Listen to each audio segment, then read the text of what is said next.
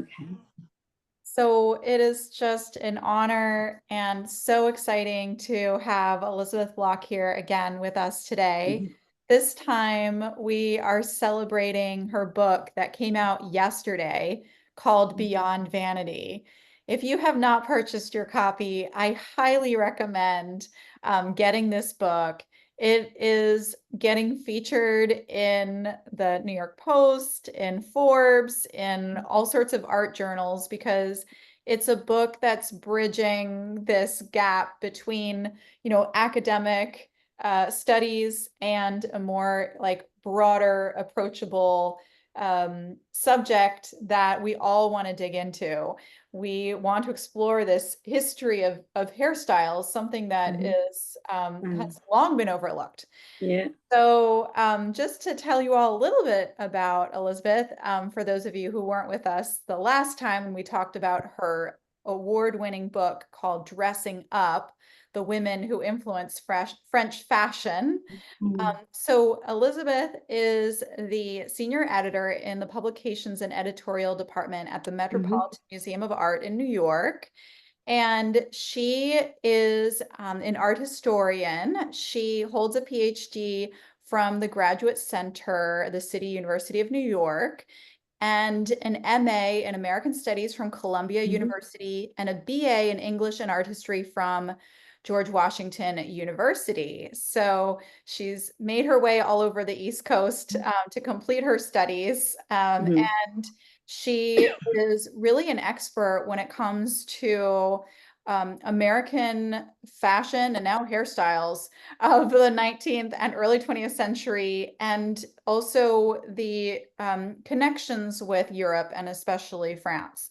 Mhm. So she is going to share with us her groundbreaking research in this extremely exciting book with us today. So why don't we do this? I want to hear every word she has to say. Let's hold our questions until the end. If you have Mhm. a burning question, put it in the chat. We'll make sure that we get to it during our discussion. We'll make sure that we have plenty of time to answer your questions at the end. She has a presentation to show us, so we're really gonna get the author's inside scoop into this book, which everyone is raving about. So very excited to have you, Elizabeth. Thank you so much for being here. Thank you for having me. That was the most lovely introduction, and this group is just a dream. So thank you for celebrating my book launch with me today, and let's get into it. So I have a number of really wonderful slides. I'm not showing everything from the book. I love to show in this type of, with this type of audience, images that, didn't quite make the cut, or even I have some really wonderful trade cards from my own collection that I would like to show at the end during the Q&A. So thank you again. And as Lauren said, I'm an art historian, and my area of specialty is late 19th century painting, and specifically American painting. However, that focus has sort of brought me into still considering photographs, still considering portrait paintings, but also photographs and more of visual culture, more of ephemeral material, and especially images of women. So started with dresses, and now with the hairdressing. So this book is really, it has a lofty goal that I hope is successful, and that is to restore women's hair as a cultural site of meaning in the United States in the years after the Civil War. So approximately 1865, and then to the turn of the century around 1900. In the book, I argue that the importance of hair has been overlooked in historical studies due to its ephemerality, as well as a misplaced association with frivolity and triviality. And I think that this perception is a carryover from associations with late 18th century voluminous wigs. Caricatures like this one that I'm showing on the screen would eventually circulate throughout Europe and the United States, and I mean, it's so over the top, this crazy hairdo wig with vegetables. I mean, it's really making fun of these over the top French, especially hairstyles, both for women and for men. So think powdered wigs, think Queen Charlotte and Bridgerton, if anyone watches that show. And eventually, this type of caricature would be successful in conveying a disdain for the excessiveness of aristocratic France. Now, in the United States, which was a country that was concerned with practicality and Republican ideals, the hairstyles became very different. Now, I'm starting with an image much later in the 19th century, just to give us some context in where we're headed. This is a magnificent miniature watercolor on ivory in the New York Historical Society. It's made by the Wideners, who were a married couple. Now, throughout the 19th century, hairstyles for middle and upper class white and Black women were fashioned with their natural hair. And although they might be built up with pads or false braids, they were significantly more contained than those of the previous century. So just compare these hairstyles that are fairly close to the head to the caricature from the late 18th century, which shows that over-the-top voluminous hairstyle and wig style. And this sense of containment, I will call it, lasted for most of the 19th century. So this is late in the century. You can see how long it lasted. Like I mentioned, this is a miniature painting, and I just want to call out. So, we're looking at all kinds of materials, but the art historian in me has to just point out how incredible this work of art is. This watercolor on ivory measures only 3 3/4 inches by 3 inches, and it's so detailed. It fits all 4 of these girls in there. Their natural brown hair is softly styled, and there are only a few visible accessories really in the hair, really in the sister at the top of the composition. And she seems to have sort of looping pearls in her hair to match the white dotted black choker around her neck, which was popular at the time. And these young women represent the ideal beauty for white women in the period: a pale complexion and lustrous, wavy, healthy hair. You wanted to have your hair, when it wasn't tied up, you wanted to have your hair long and luxurious, past healthy and growing past your shoulders, maybe even to your waist or even to your ankles, as we'll talk about, some people did. And the reason why you wanted that length in your hair was so that you would have enough hair to work with when you needed to style an updo like these girls have. Now, the girls that we were just looking at had brown hair, but brown hair was not the only acceptable, suitable hair color, as we can see in prints by Currier and Ives.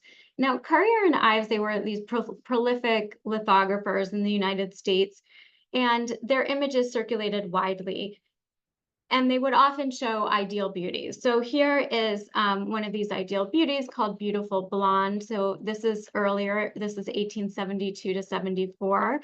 So keep in mind the blonde hair here as opposed to the brown hair we were looking at before. And here the redheaded Queen of the West by Currier and Ives as well. So very clearly celebrating this red hair. Currier and Ives also put out lithographs titled Belle of Brooklyn and Queen of the South, and those were both brunettes. Now, despite the etiquette books at the time, sorry, my screen just went green. I hope you can still see me. Etiquette books at the time would speak to women about how to style their hair, also which hair color would suit which complexion, which hair color would suit what color gown you were wearing. But despite some of the immoral connotations with blonde hair or red hair that we read about in some of the novels, or that I think has been over exaggerated. Red hair in some literature is referred to as being sort of like associated with, say, evil or wickedness. But what I found in my research was that there really was not one hair color that was considered respectable or non-respectable. So at that time in the mid to late 19th century, similar to today, there's never one hair color that is like, accepted or not accepted. It was pretty much anything goes, and a lot of women did dye their hair and would change their hair as they pleased, change their hair color. So how did women work to achieve and maintain healthy, luxurious hair? Well, an entire industry arose across the cities and towns of the United States to meet the demand. There were an extraordinary number of hair products that came on the market, especially after the Civil War, when there was a boom in industrialism and a proliferation of marketing and advertising to a new generation of consumers. We are looking at a trade card from Barry's Trichophorus. Barry's was one of the more successful companies at the time. And I often say the word trade card, so I just want to explain what it is. Trade cards were small advertisements that companies would put out. It was kind of like, it really was a business card, but they were beautifully colored, beautiful, vibrant images like this one on Barry's on the front. And then on the back, you would have information about the product line, or some of these trade cards would be put out by individual retailers. And on the back of the card would be the retail store information. But on the front would be a national brand like we're looking at here with Barry's.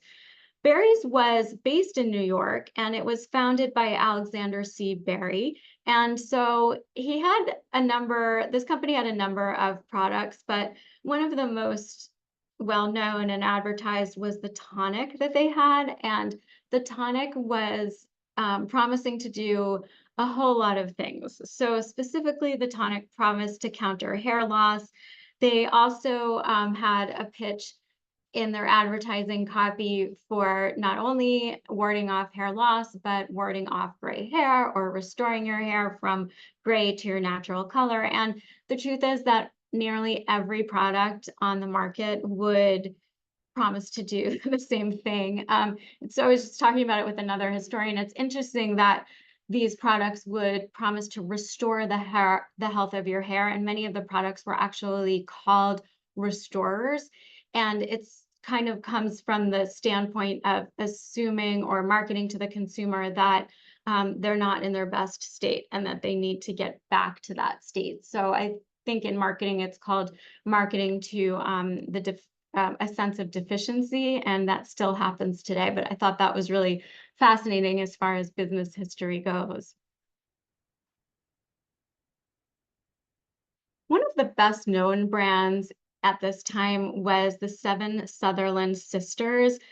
This was, I heard one later historian referred to them as like a girl group or a girl band. They were sisters who were singers, but they were known for their very long hair. And you're looking at this image vertically because I couldn't resist showing you the box and the bottle of the hair grower, which exists today in the Smithsonian Institution. It's so rare to have a bottle and an actual box. But if you Google Seven Sutherland Sisters, you'll see horizontal images of they're always together in tight formation, and their hair is shown growing well past their ankles. And they were famous for it. So they would travel the country.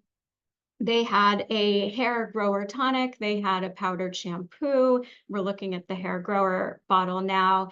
I love this. It's called the Lucky Number 7 hair grower. So they really kind of knew how to build a brand. But they would sing, and they also traveled with Barnum and Bailey Circus. Their father was their manager. They were esteemed for this, like, I mean, the fact that they all had such similar hair really, really is remarkable. And this wavy, long, thick, healthy hair that grew so long.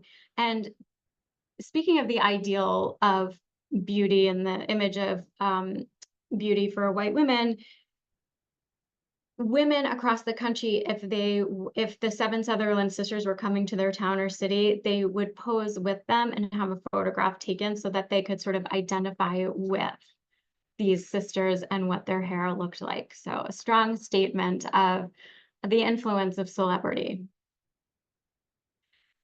Now that we have a sense of women's aspirations for their hair and some of the products that they used, let's take a closer look at how and where they cleaned and dressed their hair and how it affected their daily lives. I want to go back to a minute to what I said about hair being ephemeral, and that means that it doesn't last forever.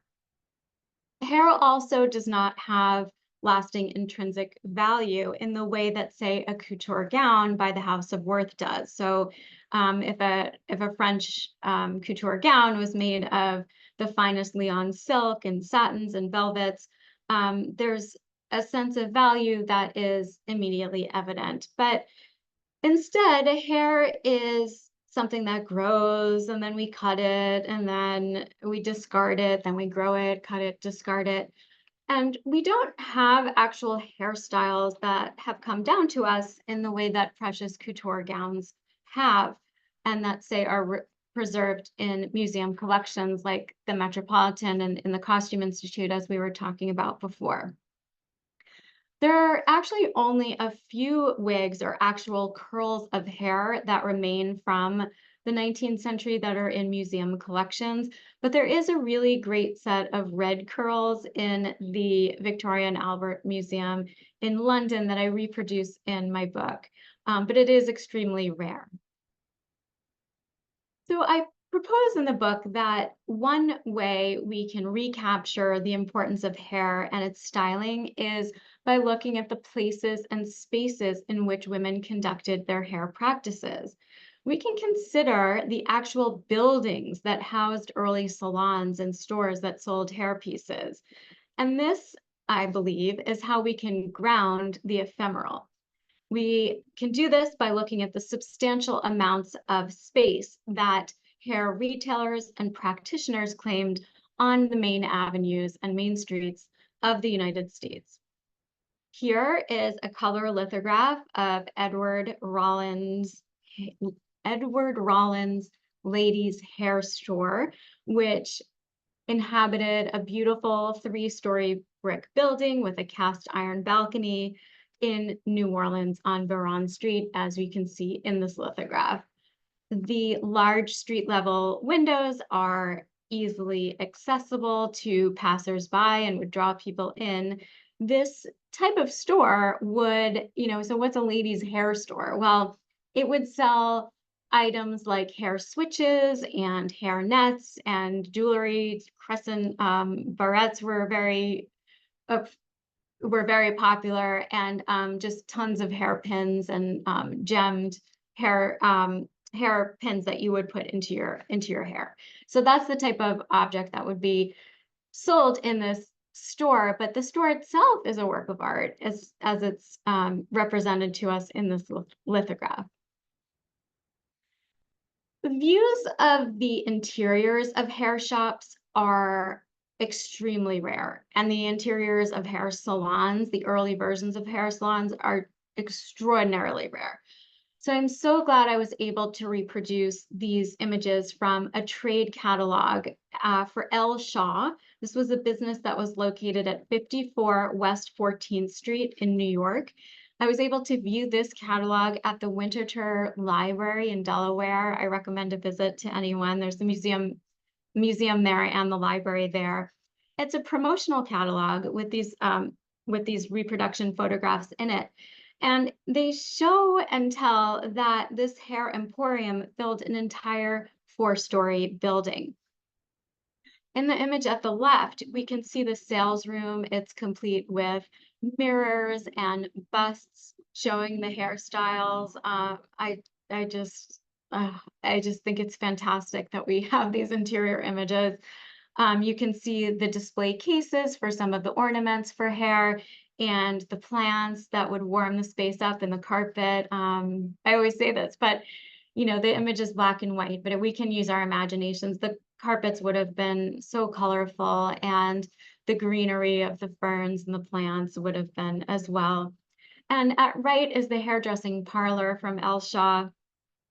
We can see 5 clients who are seated, and they're draped in protective capes, which are so similar, just a little bit longer in some cases, but otherwise very similar to the capes that we wear in hair salons today.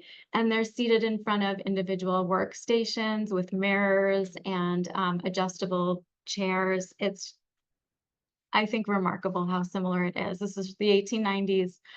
So you can see that there are male hairdressers there. They're so well dressed in their suits and bow ties. And there is one female hairdresser at the left. You can see her hands are on the shoulder of her client.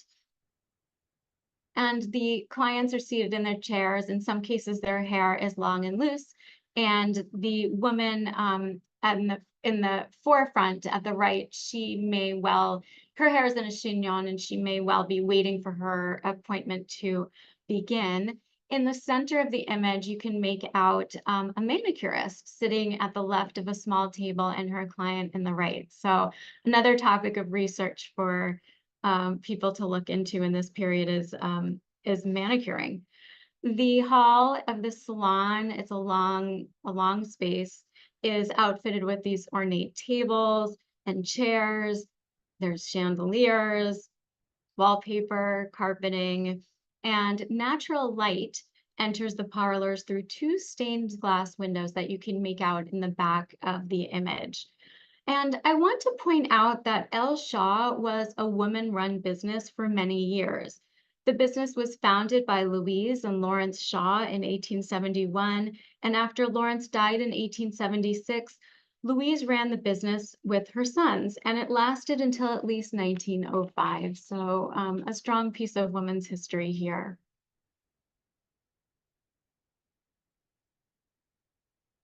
We've looked at the public places of hair services and products and seen how much space they take up. Now let's consider domestic spaces, specifically bedrooms.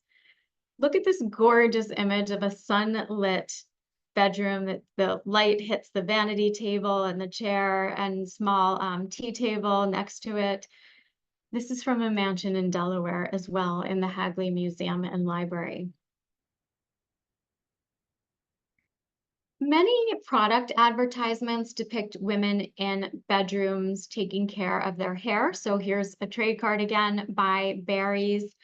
And you can see that there are hair tonics and restorers, these bottled products on the end of a dressing table.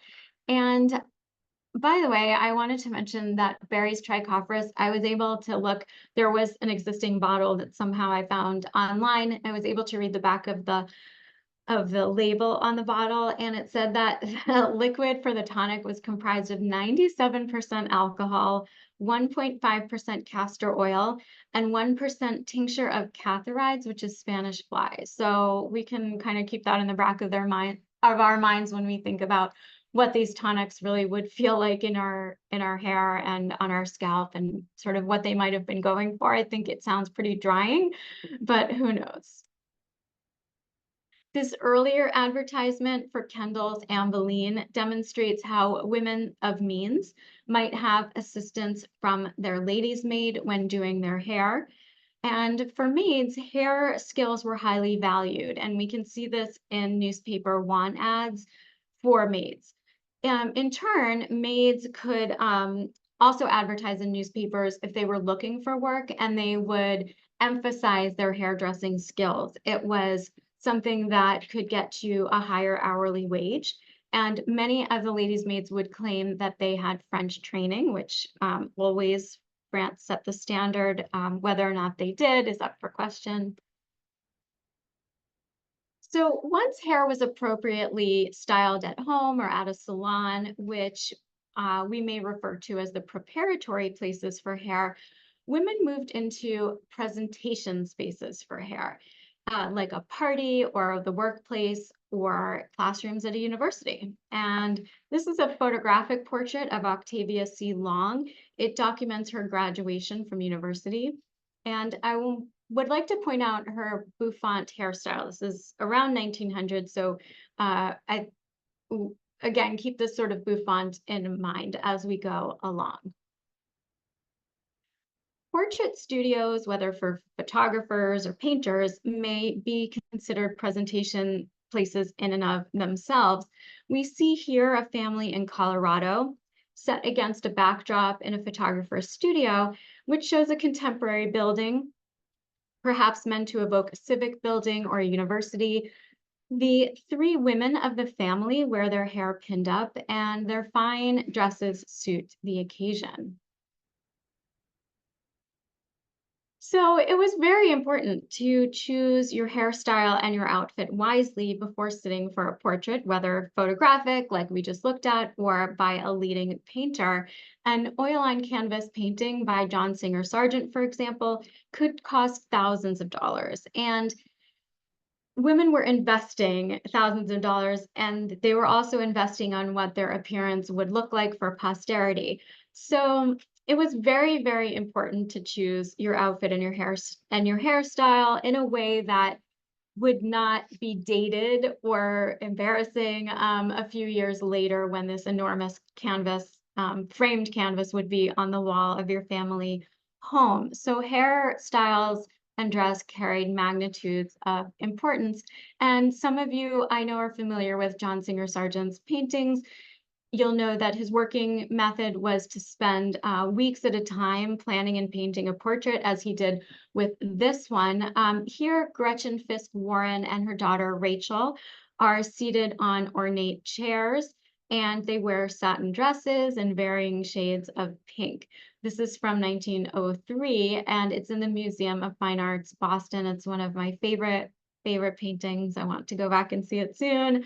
Sargent, in addition to choosing the outfit, the gowns wisely, color and with the texture and the color, he also represents their hair color beautifully. So their hair color is essentially the same, light brown, and they both clearly have wavy hair. But he also highlights their forehead and their hair. So highlighting the forehead in painting is sort of a classical trope in grand portraiture, to highlight the like the lofty brains of whoever your sitter is.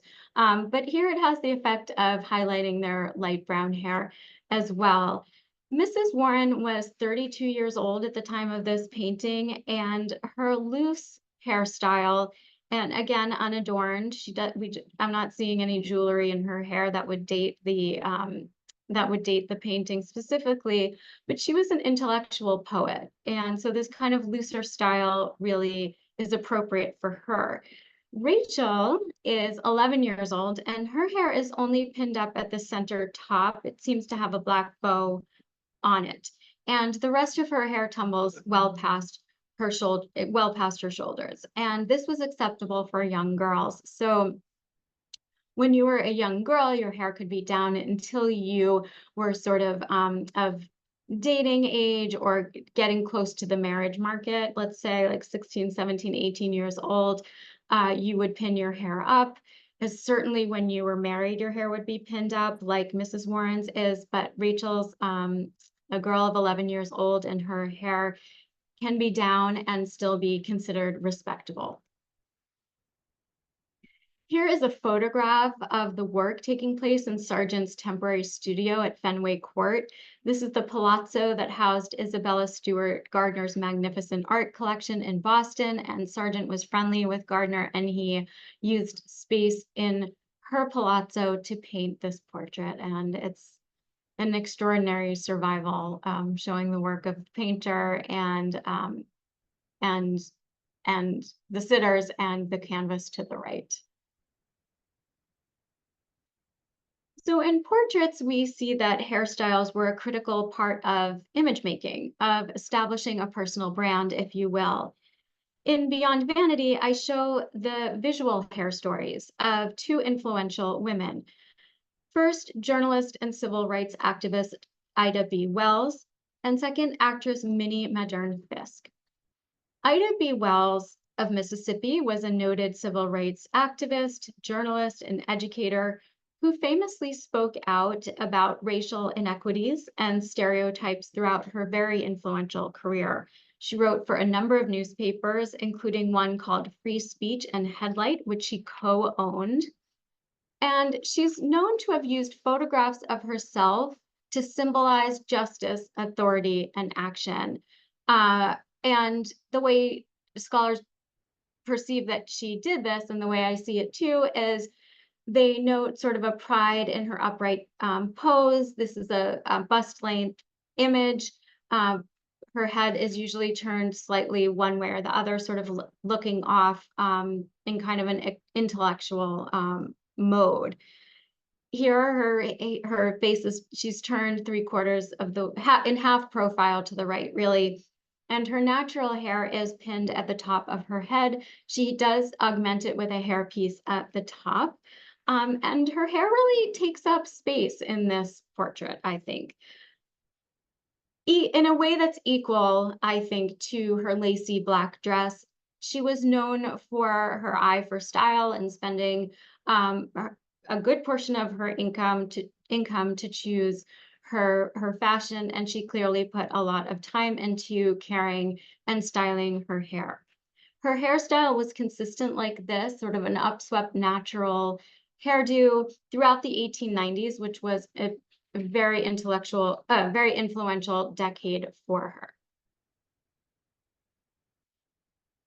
Actress Minnie Madern Fisk had a long career in dramatic theater, and as a result, we have many images of her that circulated widely, from collectible souvenir cards to portrait paintings by acclaimed artists. The images provide rare visual documentation for this one woman's hairstyles on and off the stage. In this oil on canvas by Maximilian Collin, she sits in an unembellished studio. She wears a black dress with stylish puffed sleeves, but otherwise the dress is lacking adornment. She does have what seems to be like a yellow carnation adornment on her left chest. But the green drapery behind her, I think, is made to suggest perhaps a stage curtain, and I believe that the green is chosen deliberately by the painter to juxtapose and complement the orange red of her hair, for which she was known. And again, with the light source here, the light source is coming in at our upper left, her upper right, and it sets off her complexion against her kind of somewhat unruly red puffy hair that I just love is documented for posterity in this painting. Her rather intense stare and her pursed lips may be meant to signal her talent at playing dramatic roles, but her, as I mentioned, her unpinned orangey bright hair is somewhat a little bit wild, and it's puffy in the front, and it's not it doesn't have a lot of hairpins in it. And it sort of, I think, resonates with her changing identities as with the different roles that as an actress she would take on the stage. As always, actresses like Minnie Madern Fisk would have more leeway in presenting themselves than the upper middle to upper class women. In the photograph at the right, her hair is swept up a little bit more neatly, a little bit more deliberately, in a pompadour style that she wore for a play called Miranda of the Balcony. And we know that she also, for this role, wore a famous dress by the House of Worth that is captured in this photograph. This is the wheat dress. And so this photograph is from the University of Washington Library, which has a collection of theater photographs, but the actual dress exists in the Smithsonian Institution. So it's one of these rare occurrences where we have a photograph and we know that the dress exists, But she also here has this kind of frontal pompadour style. The pompadour was one of these lighter hairstyles that evolved toward the end of the century. And this is a time period, so like starting in the 1890s and continuing after the turn of the century, when women claimed freer lifestyles. They could be working outside of the home, either working, say, in a hair salon or department store, or in a philanthropic role. And they would also be taking up more outdoor activities. So there are wonderful images, paintings of women bicycling, and women were also playing badminton, they were hiking, they were playing tennis, they were even playing basketball. Um, and I love this image. This is a hair tutorial. This is the tutorial of getting this sort of beautiful rounded at the upper left, the sort of showing you how you had to build up the volume at the sides, and then also how you would obtain that poof in the front, like Minnie Majour Fisk had. And this tutorial comes from American Hairdresser news. It's a newspaper. They called it a journal, but it's a newspaper from the late 1890s. I love these visual instructions when photography became more when photography became more accessible, the newspapers started to reproduce them more, and so you get these terrific tutorials. So remember earlier when we were saying that the ideal head of hair was long and wavy, you wanted to have enough strands that you could obtain this kind of pompadour style, for example. But if your natural texture did not quite achieve the style, there were sew-in pieces that you could buy. And so this is a sew-in one that would help you along. It's a pompadour. There's many advertisements like this in the last decade of the 19th century. And you can see what the actual, sew-in piece looked like, or you could comb it into your hair and get that volume in the front that you wanted to have.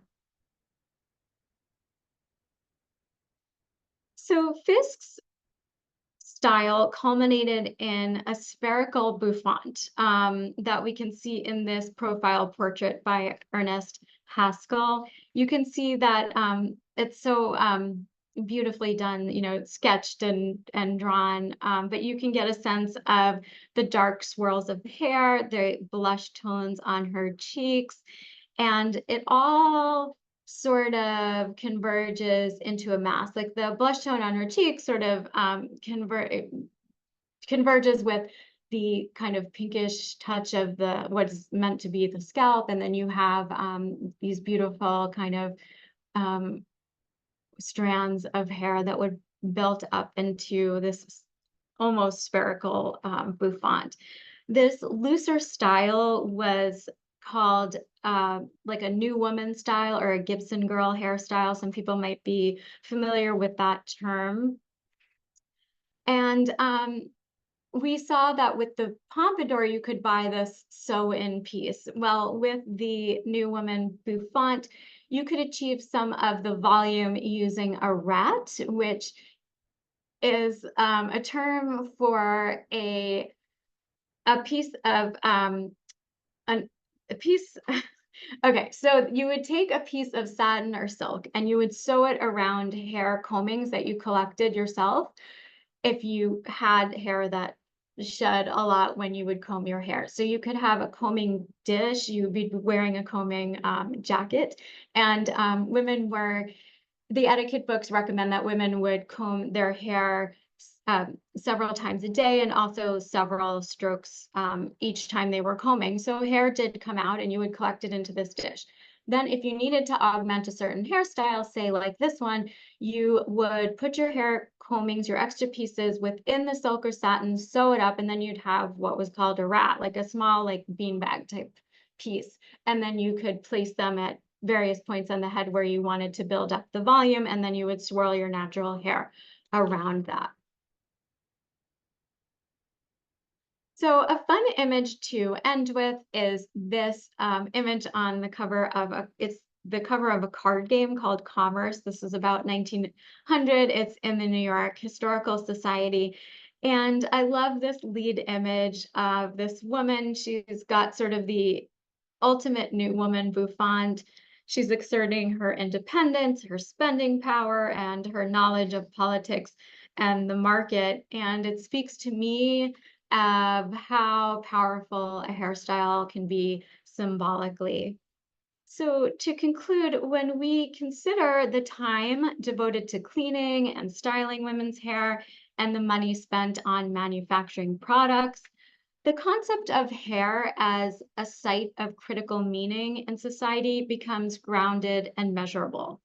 The places and spaces of hair care and hairdressing help answer the question of how a matter so seemingly ephemeral as hair was doing so much cultural work in the mid to late 19th century. So, what is the power of hair?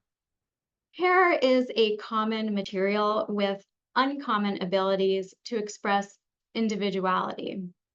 And my wish is that hair will become a core aspect of women's history in the same way that politics and education are so central to the scholarship. Thank you very much. Thank you so much, Liz. This was really, really fascinating.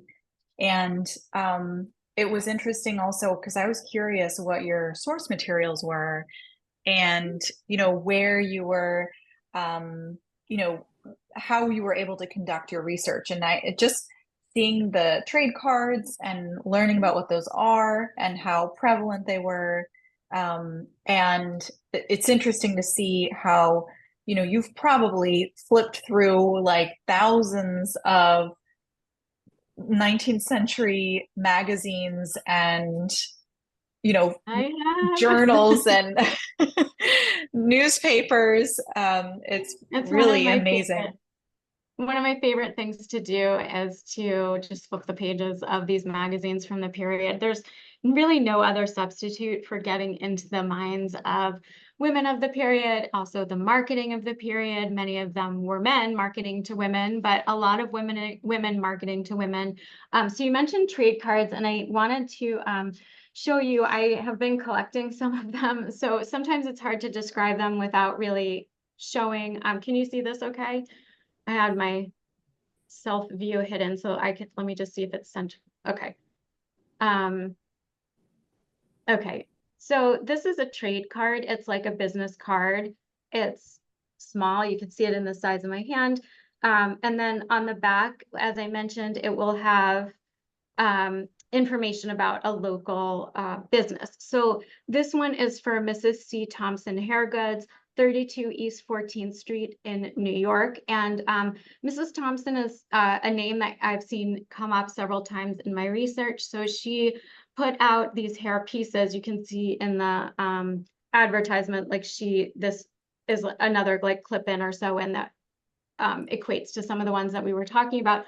But she also put out like a pamphlet describing how to keep your hair clean, and of course styled, and of course she was selling her own products. So Mrs. Thompson was a wise one. And then this is a cutout advertisement that is showing, when I was talking about how women would be doing their hair in their bedroom or having a maid do their hair, this is an advertisement for Lyons Catheron. Some of these products are so interestingly named, and you can see how this was taking place in the home. And then on the back is information about the product. And then finally, just to show how exaggerated the new woman bouffant could get, let me just take this out. It's a postcard, and it says, every little bit added makes a little bit more. And you can just see how exaggerated the hair could get.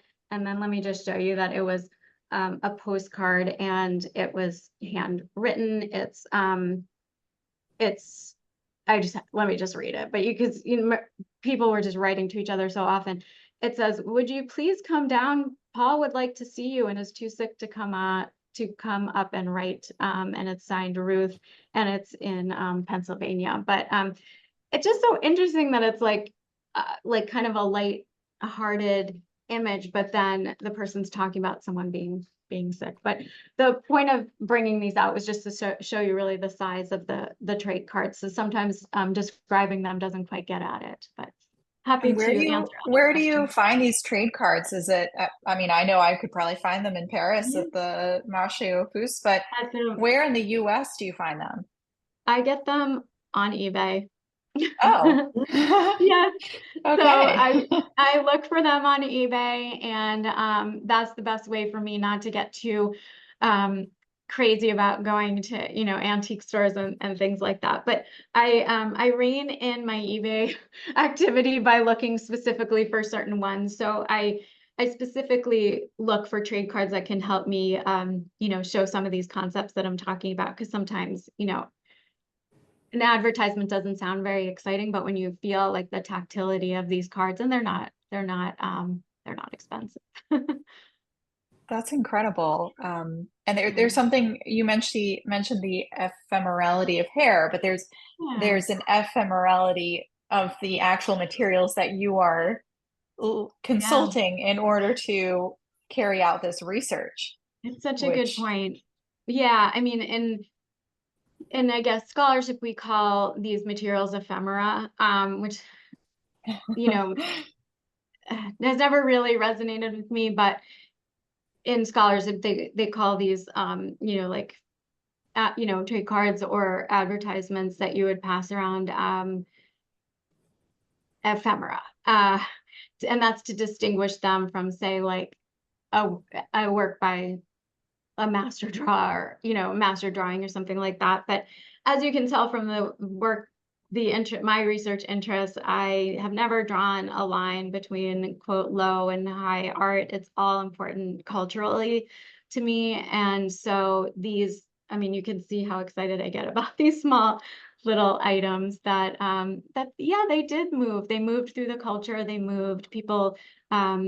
They're called trade cards. Someone asked me the other day, did people actually trade them? And so the word trade is really from like the business trade, like the hair business trade. But did women trade them for each other? I think that they probably did, because in scrapbooks, you see Victorian scrapbooks, you see many of these kind of like, you see many of these cards. A lot of them have florals on them. And I'm guessing if someone had two of one, they would trade with a friend for another and document them that way.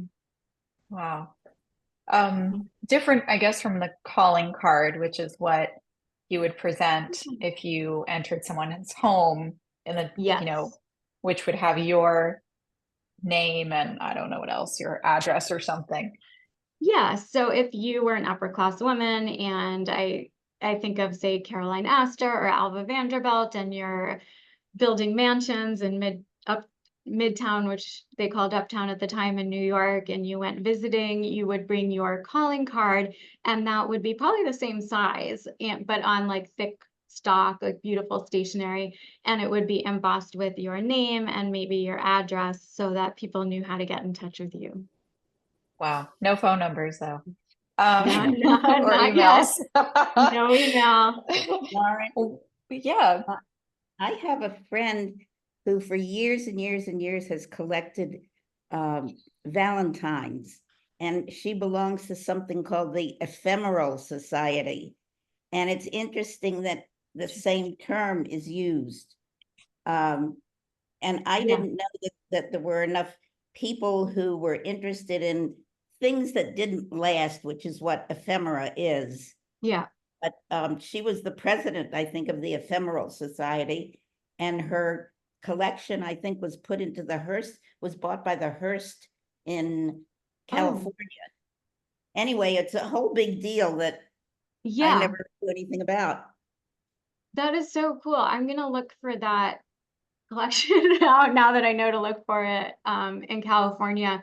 But Valentines were very similar to this concept, and people would trade you know, like you do, trade the Valentines, but also people would paste them into their scrapbooks. So I have looked at scrapbooks, Victorian scrapbooks at the Winterthur Library in Delaware, and they have lots and lots of Valentines, and kind of like cherubic children are usually on them playing.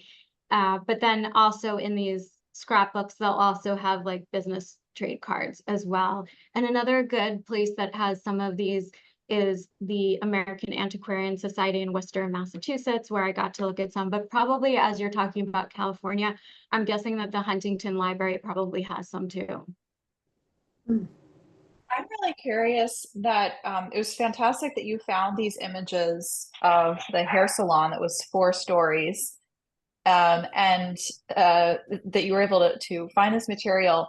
And I'm just curious because typically I would have imagined that everyone got their hair cut at home. Like there was no hairdresser unless you were, when did that concept start, and when these salons were actually available to people, were they catering to super upper class clientele, or was it like a wide range of social classes who were getting their hair done?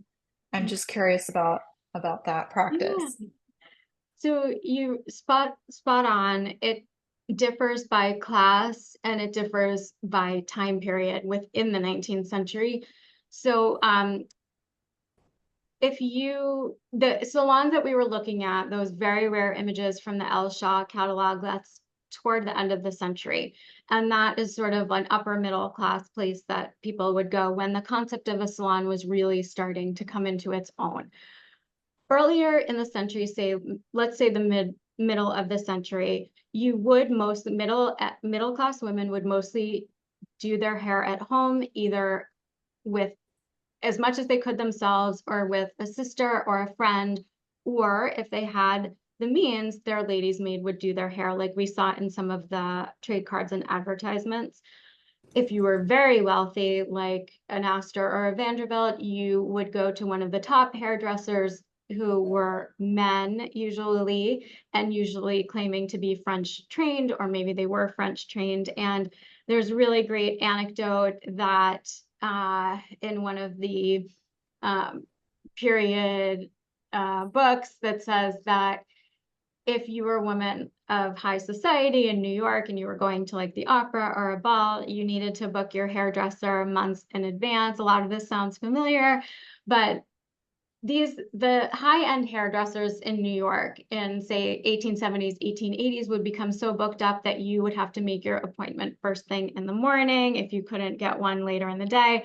And so you would get your hair done at like 7 a.m., 8 a.m. in the morning, and then you'd have to kind of go home and just not do very much until it was time for the opera, which is like, 8 at night, and then dinner afterward, or a ball at 11 p.m. So there were hairdressers, hair artists who were in very high demand. But for most people, at home in the bedroom with the help of a pal or a maid, or then later in the century, you do get these external spaces. So if they weren't quite called a salon yet, then there are some that were called hair rooms, which is interesting. So in the book, I have one figure who I follow, Christiana Carto Bannister, who was a woman of African descent and Native American descent, and she had hair rooms in Boston and Boston, Massachusetts, Providence, Rhode Island. And what she did was she rented a couple of rooms in a building that had other businesses in it, and she would advertise in the papers. So hair rooms, which kind of has this domestic sense to it. That's incredible. Yeah, go ahead, Cam. Following up on that, I noticed with Ida B. Wells, you talked about her hair and how it was coiffed. So in the African American community, specifically, their hair is their crowning glory because of the variety of textures. And there is a significance to the how their hair is treated and the hair rooms per se. I know, for example, this summer, there were people who traveled from Maryland, like in groups of 3 or 4 hairdressers, so that they could style specifically these hair have these hairstyles for various events that took place on the vineyard. And so it continues to be of significance. So there is that historical significance, and it goes all the way back to Madam C.J. Walker, who was the first African-American millionaire, and she made her money in the hair products business. She did. I'm so glad you mentioned Madam C.J. Walker. It's known to have been very successful in the hair business. There is that short miniseries, I think, on Netflix or something called Self-Made, that it was pretty well done. I do recommend watching it. It's based on a book written by a descendant of Madam C.J. Walker, and it's, I think, fairly accurate. But she makes her mark after 1900, and she's remarkable. And what I am always interested in is sort of looking at the people that come right before the names that are household names. And so Christiana Carto Bannister was one of those, and I see her and her colleagues in the Northeast. There's several of them who I mentioned in the book as the predecessors to Madam C.J. Walker, and I'm trying to like revive their histories and bring them out because there is such a rich history of hairdressing, especially for Black, brown women. I'm really interested in what you mentioned about they were hairdressers from Maryland. And where did you say they traveled to? Martha's Vineyard. Martha's Vineyard. Okay. Right, because there were a lot of opportunities for them to have the like very specific styling. Yes. On. Thank you. So, I'm jotting this down if you don't mind. Thank you. And so because there's not, again, it's like a particular talent that is required for some of these. And again, it's like that's what it's referred to, their crowning glory. Yeah. And it's it can be very elaborate. Oh, yes. Even to this day, I mean, in modern times. Yeah, very much so. Thank you. I was noticing that a lot of the hair tonic, the ones that have 98% alcohol, they look like, little hip flask bottles. I'm wondering if the gals were really drinking it. I don't know. Just a thought. Oh my goodness. I never thought of that. That is so funny, Julie. I see the sun's coming in. It's, like a socially acceptable, situation for the gals to have. Well, if you drink castor oil, that's not going to be a happy day. But that actually they might have held two things, Lauren. They could have been constipated and got Lauren. 2-for-1 special. I did have a question about that. 97% alcohol is not very tasty. I did have a question about that because I took a class or Zoom, whatever, about cosmetics, and they had arsenic and all kinds of things like that. I don't know if you cover any of that in your book, what kind of products women used to use way back when. You mentioned the one with the alcohol and the Spanish fly, but I was curious if you had done much research on how they maintained their hair. Yes, so there's the products that get bottled and sold, and then there's the mixtures that people made at home in their kitchens. And the recipe that comes up just incredibly often is egg yolk shampoo that people would make at home. And so it would be 3 egg yolks, a tablespoon of the castor oil again, and then also, and then some water. And these etiquette books say to like work it into a lather, which I don't really understand because it's egg yolk and they're not using the whites. I'm not sure because I don't cook either, but you can see that there's such a connection between cooking and the making of hair products and cosmetics. So that there's the egg yolk shampoos, and then there are hazardous materials in some of the products, and there are many stories of flammable ingredients that would petroleum would be in some of these products, and people there was some danger with some of these items. And so then there's the Spanish fly that's in one. And then there was another one, ground up beetles. And then ground up beetles that were called something. And I read that that could be also poisonous if it were ingested. So it's a fine Why? line. The beetles, I think it was a certain type of beetle. Maybe I'm not sure. I will look into it. Thank you. Lauren? Yeah. Lauren? Yeah. My stepmother was a young woman in the 20s. And when she became my stepmother, she had hair down to her waist, which she never let anybody cut. I mean, they cut off a little bit so it didn't get down to her knees, but she washed her hair in the laundry sink with egg yolks. She did. And she did. And she died in 2007.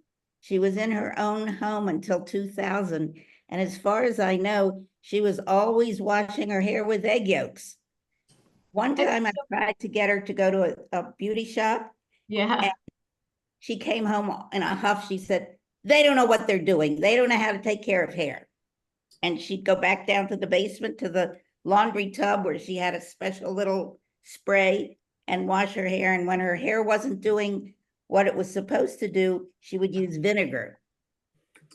Vinegar comes up constantly in these books, right? Like they use vinegar to clean everything. And I can see that the vinegar would clean the hair if she wasn't happy with, or maybe if there was like, if it was difficult to rinse the egg yolk out, maybe the vinegar helped with that, who knows?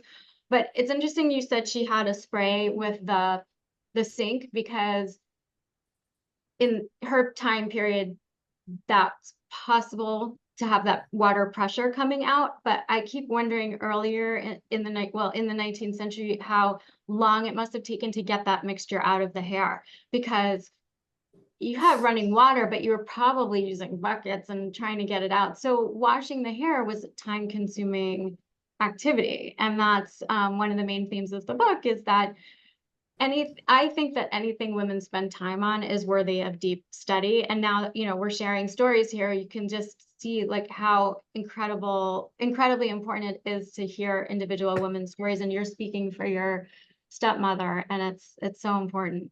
Thank you.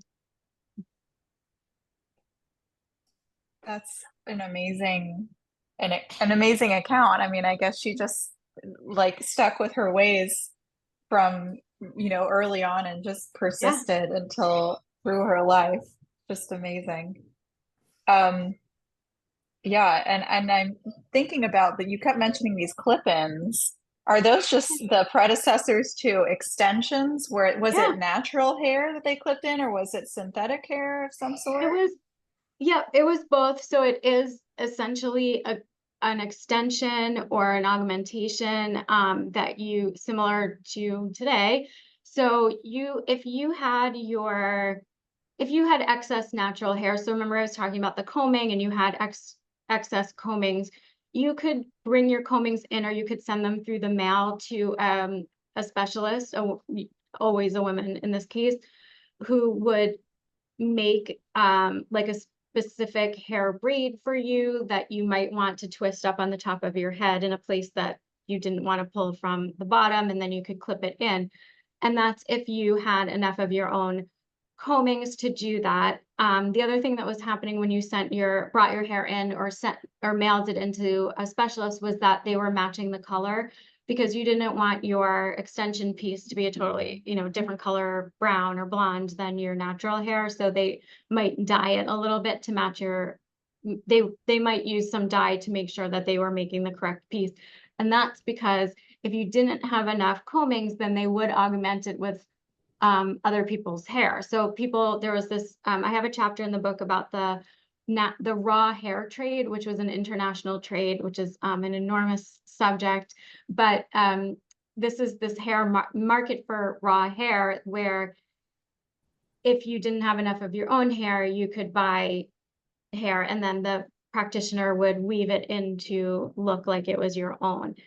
It was expensive. And if you didn't have enough money for that, you might buy artificial hair that could be made with horse hair or something like that. It would be less expensive.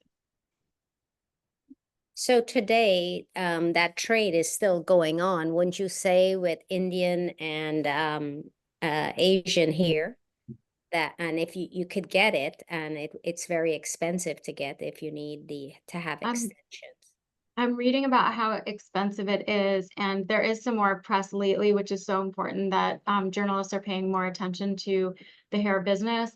Extremely like expensive to get what's considered the most desirable from whatever that is in your mind. In the 19th century, same thing. The hair trade was very opaque, very difficult to trace, and I understand it's similar now with some of the companies that put out the extensions and wigs. The amount of hair that was going into these augmentations, it's pretty incredible. There's more research to do. It is not documented well at all. I got as deep as I could into city and country directories showing how big the business how big the business was, and it's very difficult to track, and I understand it's similar today. I have a question about the styles. In the late 1800s, they have all this long hair. And when you think about the 20s, the flappers all had very, very short hair. Was there an evolution, or did the long-haired gals just say, I can't take it anymore, and cut off their hair? Yeah, probably a combination of both, but it's a great, it's an excellent question. I think so. If you can imagine sort of a trajectory for the most part. So in some of those, like the berries with the long hair, those trade cards, or the Seven Sutherland sisters with that incredibly long hair going down to the ankles. That's sort of just after the turn of the century in the 1870s, 80s. And then you start getting that pompadour, and you start getting that bouffant, where you can see there's not as much hair. So hair was slowly getting shorter, and then it reaches that apex in the 1920s. And there was a lot of visceral reactions by men thinking that the flapper hairstyle, the bobbed hairstyle, was too mannish, and that it was a threat to men, that women were becoming too much like men and too independent. So yeah, but there were probably some dramatic cuts. I think in Downton Abbey, doesn't one of the characters like dramatically cut her hair at some point into the bob? I think it's great how you've put a spotlight on sort of hair as a female political statement, a statement of our independence, a statement of what's important to us. I think that's a really, really interesting topic that I've never thought of, but I love your description of anything that we spend that much time on must be important. And I think that kind of can go across the board. So that was really, really, really interesting. Thank you. Thank you. And I'm curious too, in terms of like female bonding and camaraderie, if hair created connections and community for women in the 1800s, and maybe a sense of, I don't know, because there have been a lot of studies into the history of shopping in the department store, and some scholars argue that shopping in ways liberated women because it allowed them to be unchaperoned. You were talking about this specifically, about women not needing to be chaperoned when they went to, certain, certain designers and the department store.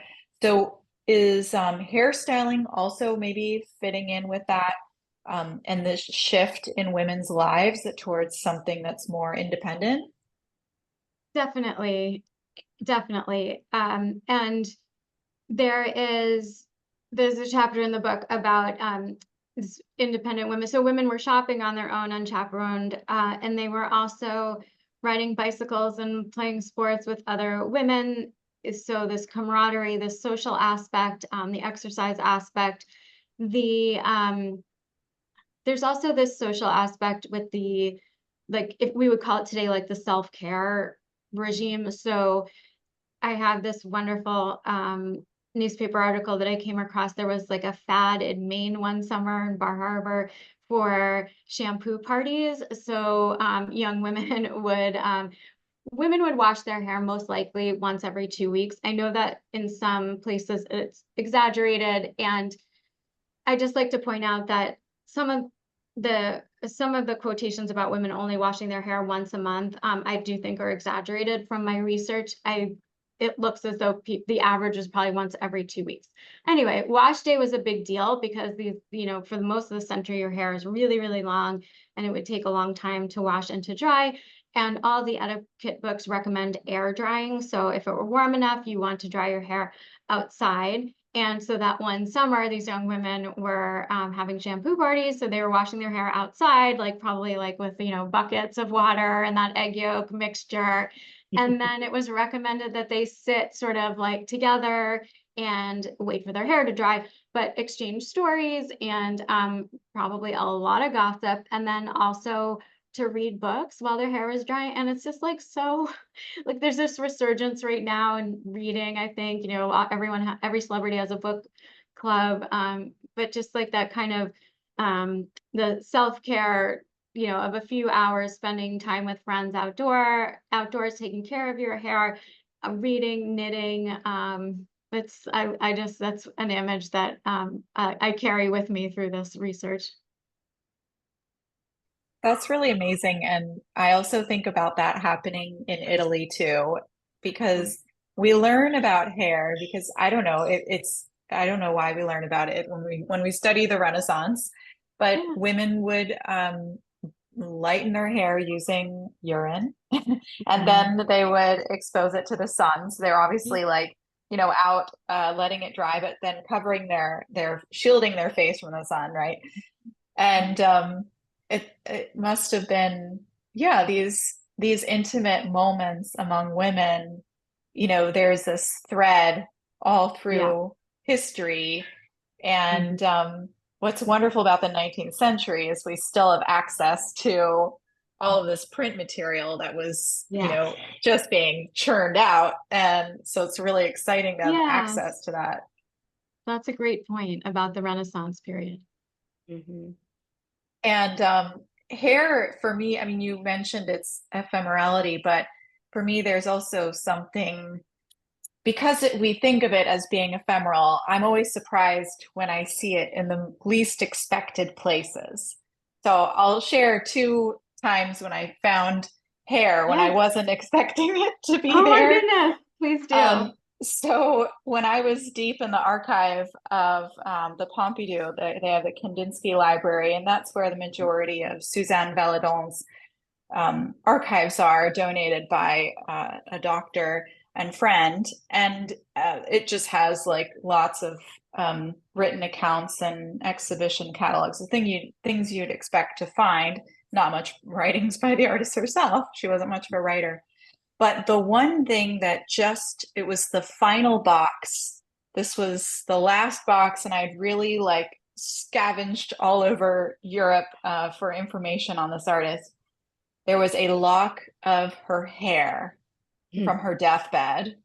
And I wasn't supposed to touch this, but I couldn't resist. I was like, is anyone looking? And I just, just touched her hair because I was I get it.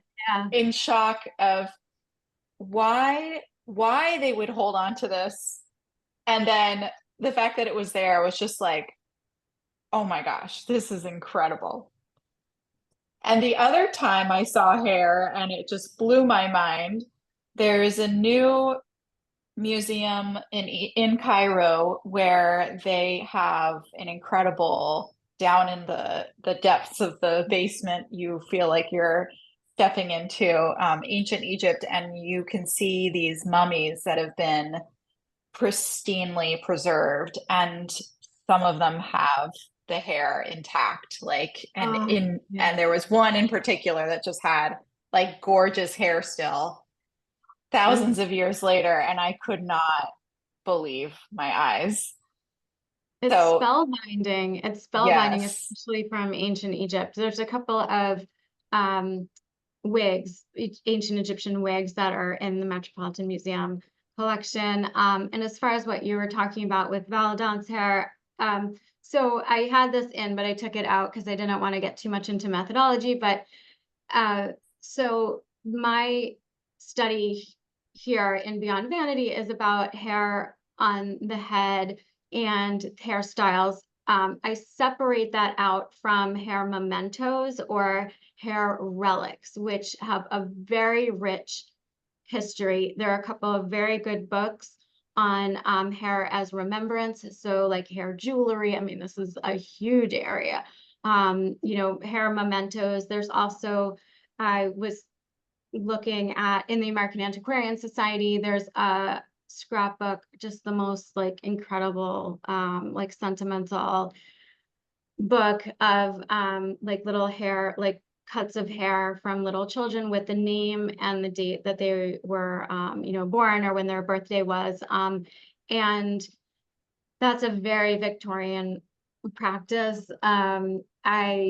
It's very difficult for me not to get like, you know, pulled into that because it's so special when those pieces do remain. But the actual like styles and the getting your hands into the hair and the tactility, or the like the cutting of it, is what I focus on. But yes, I mean, and you know, I mean, a lot of us will still take like a snip of our kid's hair and stick it in an envelope, right? That's amazing and interesting that you've drawn that line, because you are forging a new field. Am I incorrect in saying that? This is a new field that you're forging. Yeah. And I mean, so you have to make you have to distinguish between what, you know, those mementos as you were describing them versus these hairstyles that really offer insight into that specific period. Thank you. Yes, I did need to set that parameter so that I could get at some of the deeper themes that I wanted to get at. Thank you for pointing that out.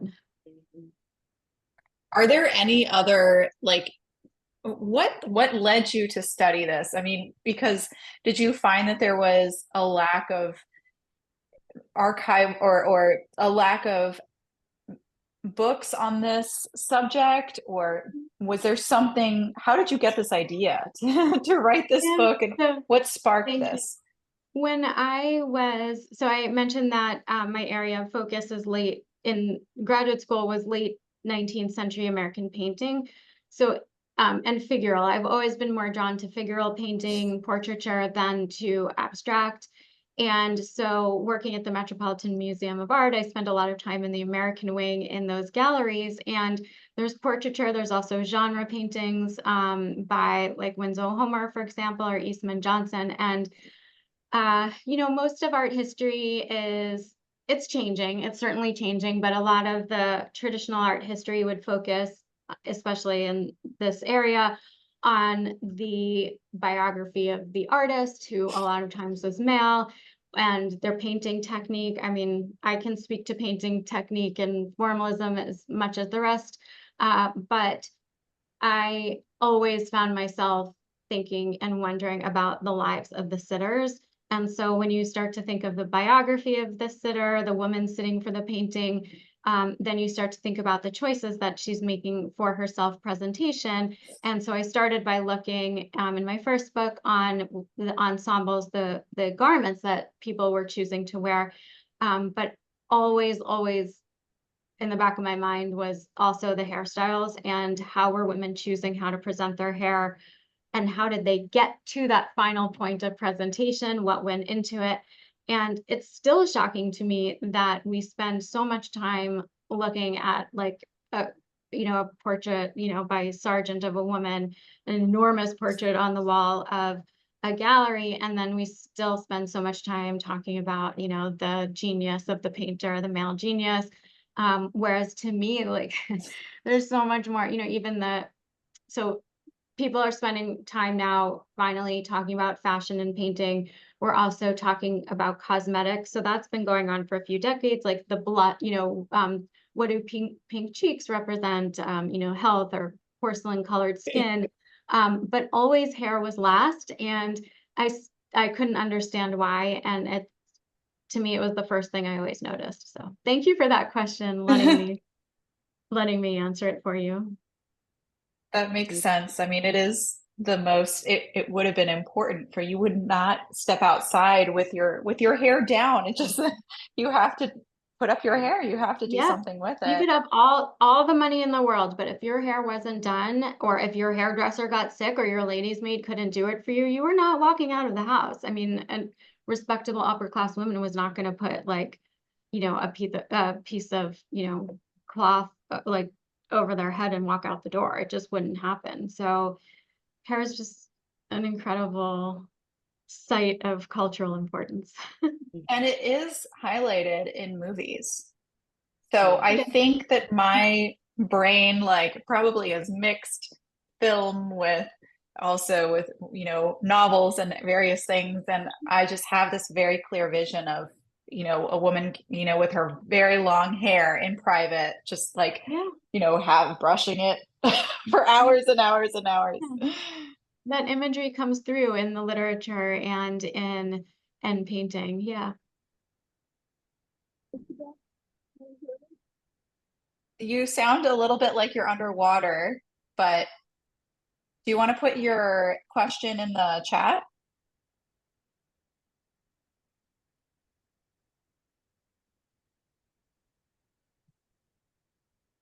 There is a scene of a woman's hair being undone and being taken care of in the Bonfire of Destiny, which is a French series that is based on a true event. There was a charity event in Paris where, the wealthiest women attended and bought things, and there was a fire, and they were dressed to the nines in these cumbersome dresses, and many women were not able to escape.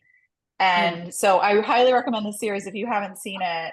And it definitely shows the hairstyles as, that's kind of they're really true, I think, to the period in terms of the dress and the hair. Yeah, I'll send you the link. And Phyllis is asking how they maintain their hair overnight. Do you know about like sleep strategies for hair? Yeah, they would wear a bonnet, and you can see in the etiquette books, they would explain that you would wear a night bonnet, like a simple cloth kind of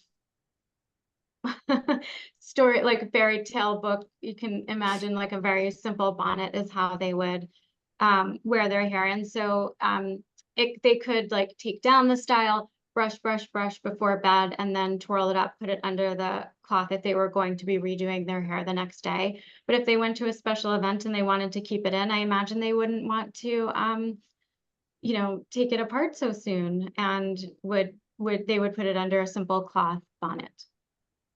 There were I think they called them nightcaps, but they looked like a shower cap, but it was made of a soft cotton fabric.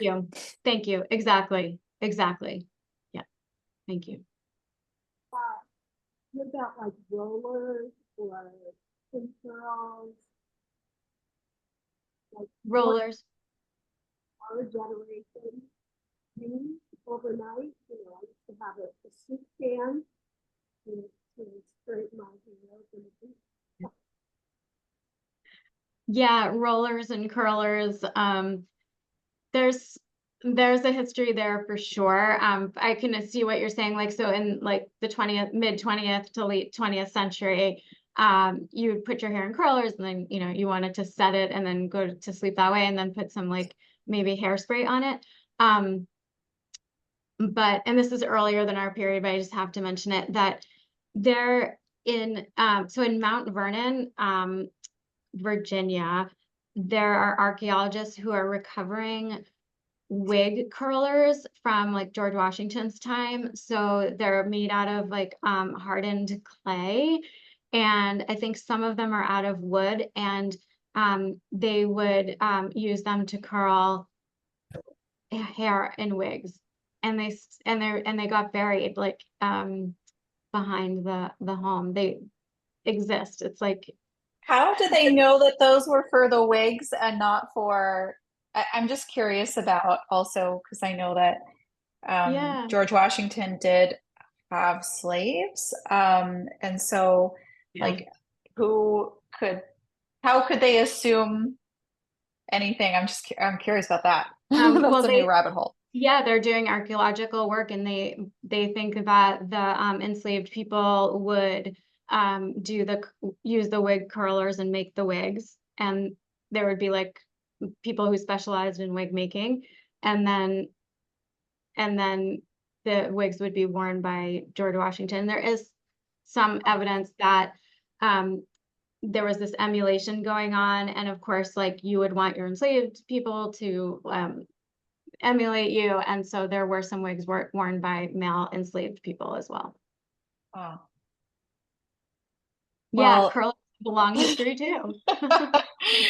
Obviously, this is a field that is abundant, and it's amazing to see you, as a pioneer here. I hope that everyone gets a copy of this book. And so I put the link in the chat. It's just really exciting. I am going to be following in the coming months, like what's going on in the press with your book, because the fact that it was written up in Forbes and New York Post, and the sky's the limit now. I mean, this is just really, really exciting. I am so excited for you. That's so kind of you. Thank you. I'm overwhelmed, and thank you all for listening and letting me share this work with you. And I hope you'll enjoy the book and recommend it to friends. And also, please recommend it to your hairstylists. This is something like I would love for it to become sort of a gift that you give to your hair dresser or to your salon owner, because I've had some just really wonderful feedback from people who work in the hair field and how they feel rewarded that the history of their profession is being given the due that it deserves. Thank you. Thank you for coming. Well, thank you so much, Elizabeth. Thank you, everyone, for your phenomenal questions and for being curious and being a great audience. And I'm going to use one of my silly reaction things here just to celebrate here the release of your book. So congratulations again. Thank you so much, Lauren. Thanks everyone for coming. Talk to you later. Bye-bye. Have a great evening. Bye-bye. Bye.